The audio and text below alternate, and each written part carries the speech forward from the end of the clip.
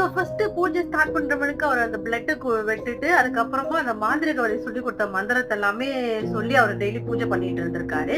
ஒரு நாள் அவங்க வைஃப் என்ன பண்றாங்கன்னா, நம்ம ஹஸ்பண்ட் எப்படிதான் பூஜை பண்றாரு அப்படின்னு சொல்லி பாப்போமே அப்படின்னு சொல்லிட்டு இவங்க என்ன பண்றாங்கன்னா, அந்த ஸ்டோர் ரூமுக்கு பக்கத்துல வந்து ஒரு சின்னதா ஒரு ஜன்னல் மாதிரி இருக்கு. அந்த ஜன்னல்ல திறந்து பார்த்தாக்கா அவர் பண்ற பூஜை எல்லாமே அப்படியே தெரியுமா.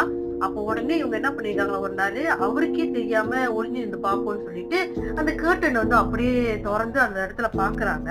சோ பாத்துட்டு இருக்கும் போது அவங்களுக்கு ஒரு பயங்கர ஷாக் ஒண்ணு நடக்குது.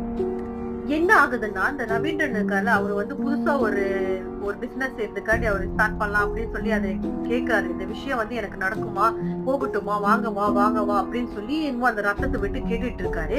அப்ப இவங்க வைஃப் வந்து இங்கே பாத்துட்டே இருந்தாங்க. அப்ப உடனே என்ன ஆகுதுன்னா, அந்த குட்டிச்சாத்தா அந்த செல்ஃப்ல இருக்குல்ல, சோ அது கிட்டே இருந்து ஒரு எலுமிச்சை பழம் வந்து வேகமா பறந்து வந்து இந்த ரவீந்திரோட ஃபேஸ்ல வந்து பட்டுருச்சு.